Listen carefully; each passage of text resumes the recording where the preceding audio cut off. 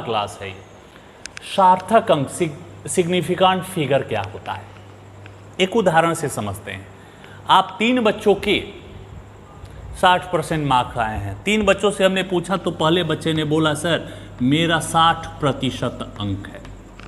Matric में हमने 60% लाया, तीनों का समान अंक है। ध्यान रखना मेरी बात को, 3 बच्चों के समान अंक आए हैं और उन बच्चों से ने पूछा कि आपका प्राप्तांक क्या है, क्या आपने परसेंटेज लाए हैं। दूसरा बच्चा बोला सर मेरा 60.0% है और तीसरा बोला सर मेरा तो 60.00% है।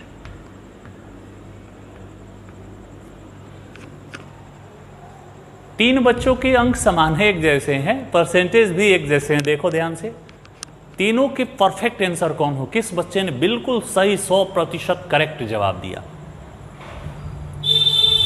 संदेह में अभी है कि तीनों तो एक ही है, किसको उसको गलत कहें, किसको सही कहें, किसको कहें, तीनों तो एक ही नज़र आता है। बिल्कुल एक दृष्टि में आपको तीनों नज़र आएगा, लेकिन जब आप ये चैप्टर पढ़ लीजिएगा तो तीनों 3 तरह का नज़र आएगा, ये मेरा दावा है। तो पहले इसको पढ़े, उसके बाद इस प्रश्न का जवाब तलाशेंगे। ये अभी प्रश्न अभी अनुत्तरित है, इसका आंसर नहीं मिला कि इन तीनों में सबसे परफेक्ट किस आंसर को बोला जाए। तो चलिए जानते हैं। तो सार्थक अंक क्या है, सबसे पहले ये जानते हैं। अब इसकी लंबाई को हमें लिखना है, तो हमें ये लंबाई है कि 9 सेंटीमीटर से ज़्यादा है। ध्यान देना, इसकी लंबाई 9 सेंटीमीटर से ज़्यादा है, 10 सेंटीमीटर से कम। 9 सेंटीमीटर से ज़्यादा और 10 सेंटीमीटर से कम। किसी बच्चे ने इसका जवाब दिया 9.5 सेंटीमीटर, तो भाई ये तो सही हो सकता है। कोई दूसरा बच्चा ऐसे भी तो लिख सकता है 9.58 सेंटीमीटर। तो किसके आंसर को सही बोला जाए, इसका भी जवाब आपको यही से मिलेगा। तो किसी संख्या को आप व्यक्त करते हो, रिप्रेजेंट करते हो सही ढंग से, 100% करेक्ट, यथार्थता पूर्वक, और उसको लिखने के लिए जितने अंक, डिजिट्स हम उपयोग में लाते हैं वे अंक ही उसका सार्थक अंक कहलाते हैं। इन अंकों की संख्या को ही सार्थक अंक कहते हैं। किसी संख्या के मापन में यथार्थता पूर्वक लिखे गए अंकों की संख्या को सार्थक अंक कहते हैं। यथार्थता पूर्वक मतलब सही ढंग से, उसके 100% ऑब्जर्व जो वैल्यू होता है, मतलब उसमें कोई गलतियां नहीं है, त्रुटि नहीं है, यथार्थ उसको बोलते हैं, सही, बिल्कुल 100% करेक्ट। तो किसी राशि को यथार्थता पूर्वक व्यक्त करने के लिए हमें जितने अंकों की, डिजिट्स की जरूरत होती है, उस अंकों की संख्या को सार्थक अंक कहते हैं। ये परिभाषा हुआ। अब किस संख्या में कितने सार्थक अंक हैं उनको निकालने का नियम जानते हैं। सार्थक अंक निकालने के नियम, तब न समझ में आएगा। इसका एग्जाम्पल अभी क्लियर नहीं हुआ है। ये जो नियम हम जान लेंगे तो एग्जाम्पल आप यहाँ खुद देंगे। यहाँ हम एक टेबल बना देते हैं, आप एग्जाम्पल देते चलेंगे।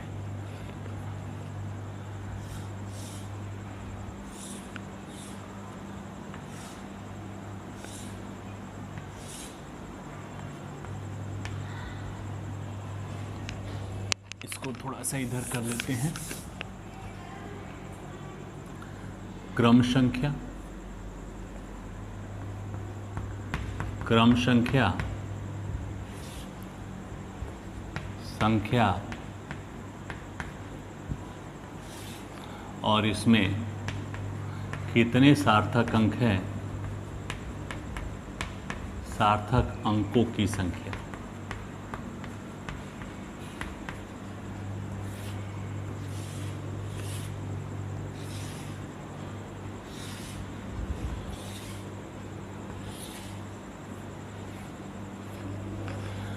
तो चलो यहाँ हम लोग नियम लिखते चलेंगे, यहाँ उनके एग्जाम्पल्स लिखते चलेंगे। 3 एग्जाम्पल हम यहाँ बताते रहेंगे। पहला जो नियम हम बताने जा रहे हैं सार्थक अंक निकालने का, जितने नॉन जीरो हैं सभी अशून्य अंक सार्थक होते हैं।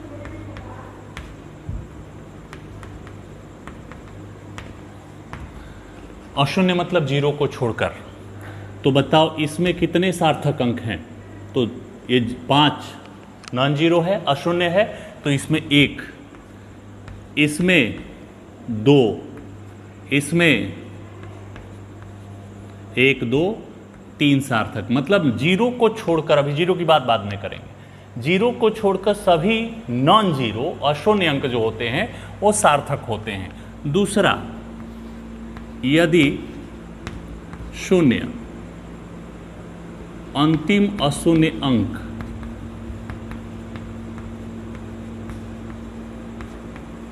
अंक के दाईं ओर हो तो वह सार्थक नहीं होता।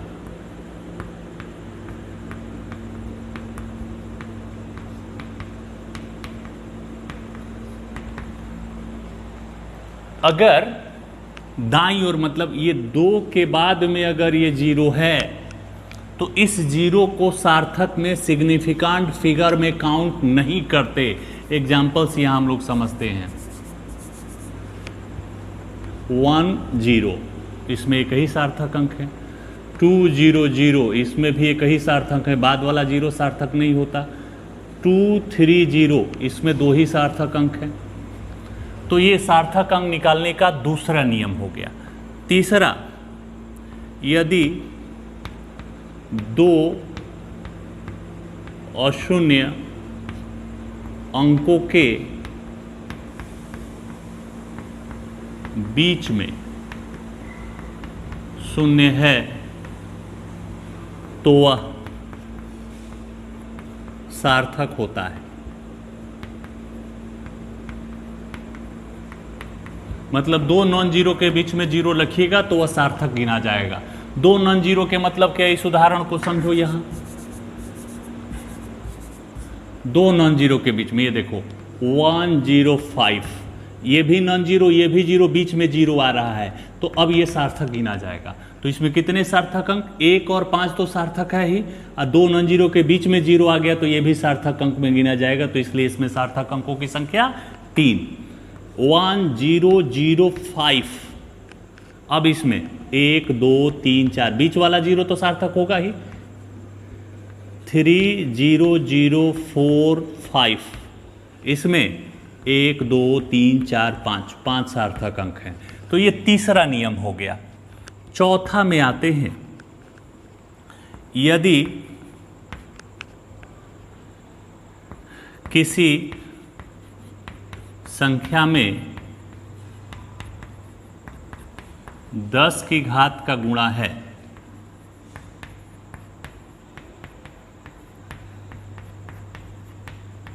तो इसका प्रभाव सार्थक अंकों की संख्या पर नहीं पड़ता।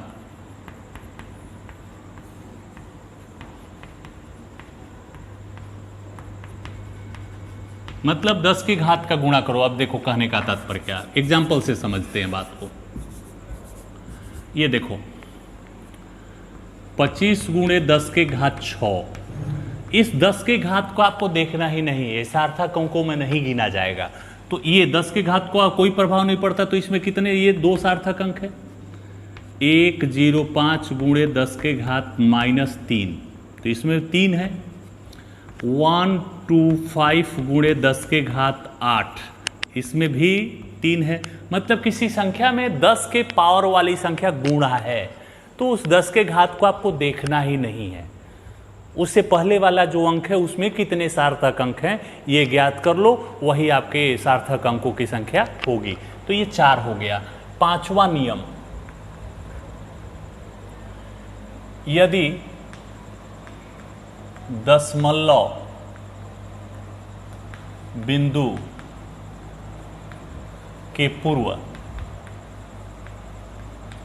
शून्य हो तो इसके तुरंत बाद वाला जीरो सार्थक नहीं होता है। इसको भी एग्जाम्पल से समझो। नंबर 5 के एग्जाम्पल को समझते हैं।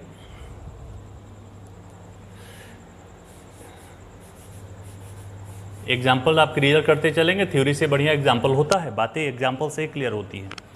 क्या कह रहा है कि दशमलव बिंदु के पूर्व, ये हमारा दशमलव बिंदु है, उसके पहले यहाँ ये जीरो है, तो दशमलव के बाद वाला यह जीरो सार्थक नहीं होता है। दशमलव के पूर्व जीरो हो तो इसके तुरंत बाद वाला शून्य सार्थक अंक नहीं होता है। तो ये 0 0 सार्थक, तो इसमें कितने सार्थक अंक है? 1।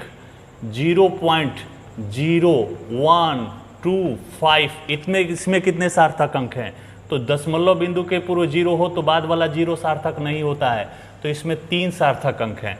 0.0105 इसमें कितने सार्थक अंक हैं? 1। 0 सार्थक है, तो आप कहोगे कि आपने नियम बताया था कि 2 नॉन जीरो के बीच में जीरो हो तो यह सार्थक होता है, तो इसमें 3 सार्थक अंक हैं। तो ये नियम नंबर 5 हो गया। 6 में आते हैं। यदि दशमलव बिंदु के पूर्व कोई अशून्य अंक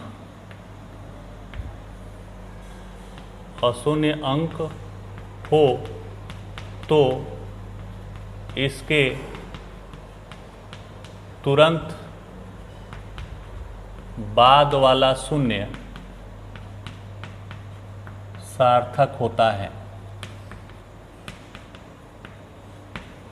अब देखो इस वाले एग्जाम्पल्स का, ये जो आपने नियम लिखा छठा, उसका उदाहरण समझते हैं कि इसका एग्जाम्पल क्या होगा। ये क्या कहता है कि दशमलव बिंदु के पूर्व, ये दशमलव बिंदु हो गया, इसके पूर्व पहले 1 है, तो दशमलव के बाद वाला जीरो भी सार्थक होगा। तो इसमें कितने? 1 2 3 सार्थक अंक हैं। 1.005 इसमें कितने सार्थक अंक हैं? 1 2 3 5 तो नॉन जीरो है। और आपको नियम नंबर 1, सभी नॉन जीरो जो होते हैं वह अशून्य अंक मतलब नॉन जीरो, जीरो को छोड़कर वो सारे के सारे सार्थक होते हैं। तो ये 4 हो जाएगा। 1.0053, तो इसमें 4 और 1 5 सार्थक अंक हो जाएगा। 7वां नियम, 7वां जो रूल्स होता है वो नोट करिएगा। एग्जाम्पल सब में 3-3 एग्जाम्पल, नियम लिखिए, 3 एग्जाम्पल क्लियर करते चलेंगे।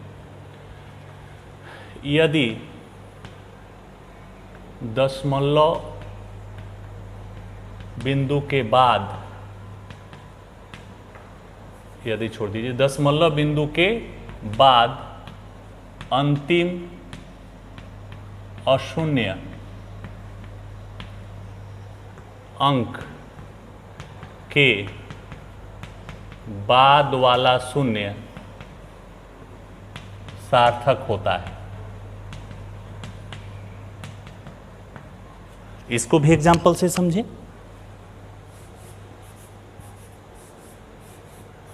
देखो क्या कहता है, 1.050 कहता है ये नियम कि दशमलव बिंदु के बाद ये नॉन जीरो है, अशून्य अंक है।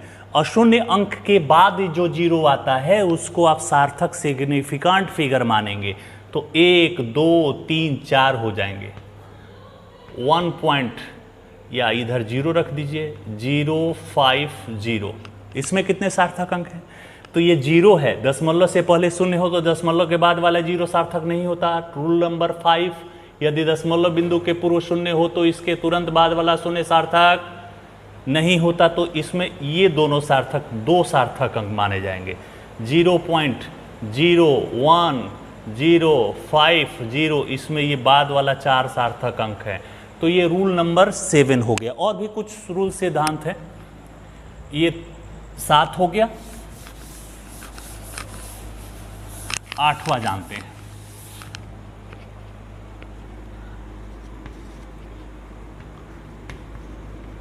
मात्रक बदल जाने पर सार्थक अंकों की संख्या पर, नहीं, एक इससे पहले एक और है, उसको जान लेते हैं। यदि कोई संख्या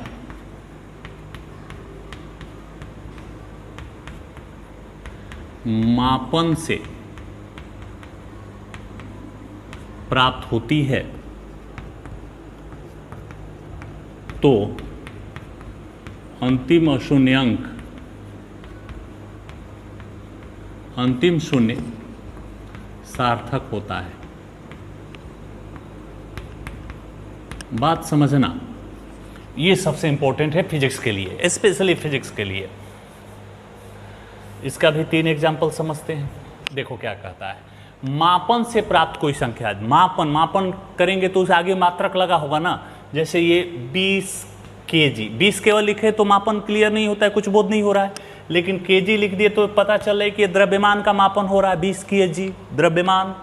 तो कहता है कि अगर मापन से प्राप्त होता है, जैसे ये मापन से प्राप्त होता है, तो अंतिम शून्य, ये वाला जो 0 होता है, वह सार्थक में गिना जाएगा। तो इसमें कितने सार्थक अंक हैं?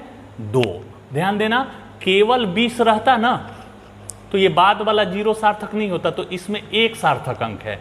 और 20 जब kg हो जाएगा ना तो बाद वाला 0 भी सार्थक बोला जाएगा, इसमें 2 सार्थक अंक होंगे। डिफरेंस समझ लीजिएगा। अगर मात्रक नहीं लगा हुआ है तो लास्ट वाला 0 काउंट नहीं करेंगे सार्थक में, वो सिग्निफिकेंट फिगर नहीं होगा। लेकिन अगर मात्रक लगा हुआ है किसी संख्या के आगे तो उसका लास्ट वाला 0 भी सार्थक में काउंट किया जाएगा। तो ये देखो मीटर, तो इसमें 3 सार्थक अंक हैं, 4000 सेकेंड, तो इसमें 4 सार्थक अंक है। लास्ट अंतिम नियम इसका 9, मात्रक बदल जाने पर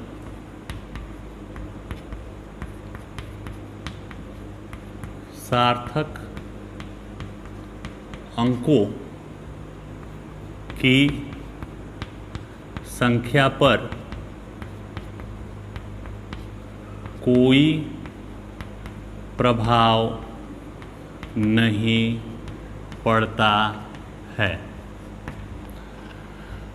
मात्रक बदल दीजिए, केजी को ग्राम में बदल दीजिए, मीटर को किलोमीटर में बदल दीजिए, तो बदलने से पहले जितने सार्थक अंक हो, बदलने के बाद भी उतने ही सार्थक अंक होंगे। मात्रक बदल जाने से सार्थक अंकों की संख्या पर कोई प्रभाव नहीं पड़ता।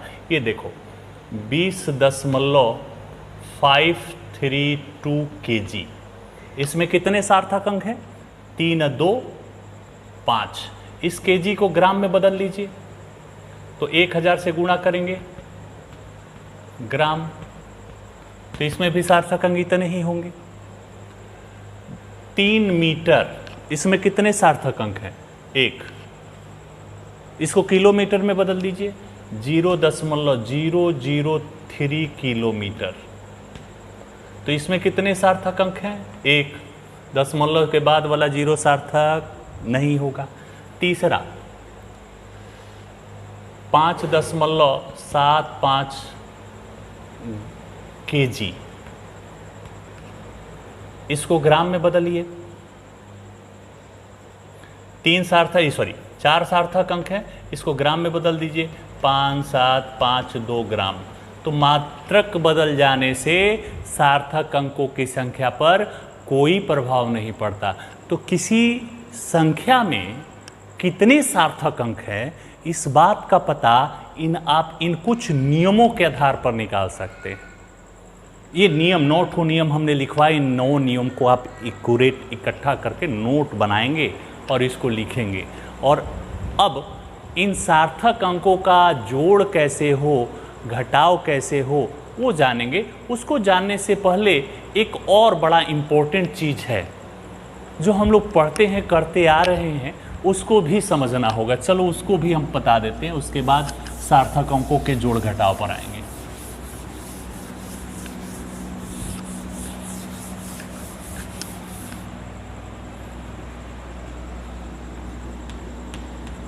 संख्या को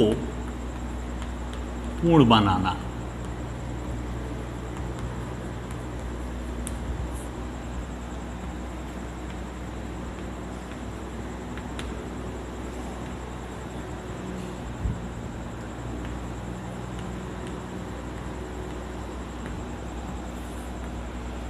पहला एग्जाम्पल से समझो, 3.752। हमें इस आंसर को दशमलव के 2 अंकों तक लिखना है। तो जब दशमलव के 2 अंकों तक लिखना है तो इस 2 को हटाना होगा। तो पहला नियम है कि अगर छोड़ी जाने वाली संख्या, ये जो संख्या आप हटा रहे हो अंतिम, दशमलव के लास्ट से हटाते, इधर से मत हटा देना। अगर ये 5 से छोटी है, पहला नंबर, अगर छोड़ी जाने वाली संख्या 5 से छोटी है तो इसका प्रभाव उसके पहले वाली संख्या पर नहीं पड़ता। पहले वाली संख्या पूर्ववत लिख दी जाती है। तो पूर्ववत लिख देंगे तो 3.75। एक और जानते हैं, 4.634। इस 4 को छोड़ो तो 4 छोड़ते हैं तो 4 क्या है, 5 से छोटा ना। अगर 5 से छोटा संख्या आप छोड़ते हो तो उसके पहले वाली संख्या में कोई बदलाव नहीं होता। ये पहला नियम है संख्या को पूर्ण बनाने का। दूसरा, 7.568। इस 8 को हटाना है। तो 8 क्या है, 5 से बड़ा। तो किसी संख्या को राउंडिंग करने के लिए अगर लास्ट से छोड़ी जाने वाली संख्या 5 से बड़ी है तो उसके पहले वाले अंक में 1 जोड़ दिया जाता है। उसके पहले वाले अंक 6 है तो 6 में 1 जोड़ दोगे तो 7.56 है ना, तो ये 7 हो जाएगा। बिल्कुल करेक्ट आंसर। 8.639। अब इस 9 को हटाओ, 9 5 से बड़ा है, 5 से बड़ा हटाते हैं तो उसके पूर्व के अंक में 1 जोड़ देते, तो 3 में 1 जोड़ देंगे तो 8.64। तीसरा नियम, 3.265, 4.635। ध्यान देना, ये सबसे इंपॉर्टेंट है। अच्छे अच्छे लोगों को ये नहीं मालूम होगा। अगर दशमलव के बाद अंतिम स्थान पर छोड़े जाने वाला अंक 5 है, अभी तक हमने क्या किया, 5 से छोटा छोड़ा तो उसके पहले वाले पर कोई प्रभाव नहीं पड़ा। अगर 5 से बड़ा छोड़ा तो उसके पहले वाले अंक में 1 जोड़ देंगे। और अगर हमने 5 छोड़ा तो इसकी राउंडिंग ऑफ कैसे होंगी। तो अगर हमने 5 छोड़ा तो मेरी बात का ध्यान देना, 5 छोड़ने से पहले आपको ये पता करना होगा कि 5 के पहले कोई सम है कि विषम, इवन आ रहा है कि ऑड नंबर आ रहा है। तो इस 5 से पहले क्या आ रहा है, यहाँ तो इवन सम है और यहाँ क्या है, विषम ऑड नंबर आ रहा है। यहाँ इवन नंबर है या ऑड नंबर है। तो 5 में 2 नियम है। अगर 5 से पहले सम है तो उसमें कोई परिवर्तन नहीं करेंगे, जस का तस उतार देंगे। लेकिन अगर 5 से पहले विषम है तो उसमें 1 जोड़ दोगे। अगर छोड़ी जाने वाली संख्या, नियम याद करोगे या नोटबुक निकाल कर लिखोगे, अगर किसी दशमलव के बाद अंतिम स्थान पर छोड़े जाने वाला अंक 5 है तो उसके पूर्व सम इवन नंबर होने पर उसमें कोई प्रभाव नहीं पड़ता, उसमें कोई परिवर्तन नहीं होता। और अगर विषम है तो उसमें 1 जोड़ दिया जाता है। तो चलो जोड़ देते हैं। ये 5 छोड़ रहे हैं तो उसके पहले सम है, तो सम में तो कोई प्रभाव पड़ता नहीं, 3.26 हो जाएगा। और अगर 5 है और 5 के पहले विषम है तो उसमें 1 जोड़ दोगे, 4.64। बच्चा लोग इस चीज़ को आप बढ़िया से समझिएगा। ये 2 तो सबको मालूम होता है, सभी लोग जानते हैं कि अगर छोड़े जाने वाला अंक 5 से छोटा है, लेस देन 5, तो उसके पहले वाले अंक में कोई परिवर्तन नहीं होता। अगर छोड़ा जाने वाला अंक 5 से बड़ा है, ग्रेटर देन 5, देन उसके पहले वाले अंक में 1 जोड़ देते हैं। और तीसरा जो सबसे इंपॉर्टेंट है, अगर छोड़े जाने वाला अंक खुद 5 है तो 5 के पहले सम होने पर उसमें कोई परिवर्तन नहीं, और 5 के पहले विषम होने पर उसमें सदैव 1 जोड़ोगे। तो 5 छोड़े हैं तो उसके पहले सम है, तो कोई परिवर्तन नहीं, 5 छोड़े हैं तो उससे पहले विषम है तो उसमें 1 जोड़ देते हैं। ये किसी भी नंबर को आप उसका राउंडिंग करेंगे, ऐसे ही उसको पूर्ण बनाएंगे। तो ये इम्पोर्टेंट है। कभी भी आप कहीं न्यूमेरिकल्स बनाते हैं, जोड़ घटाव गुणा भाग करते हैं, तो ऐसा आपको राउंडिंग ऑफ करने की ज़रूरत होती है, उस संख्या को पूर्ण बनाने की ज़रूरत होती है। उस समय आप इन नियमों का इस्तेमाल करें। इन चीज़ों को जानने के बाद अब हम लोग सार्थक अंकों के जोड़ घटाव पर चलेंगे, और जोड़ घटाव गुणा भाग हम लोग अगले क्लास में जानेंगे। इस क्लास में इतना ही। धन्यवाद।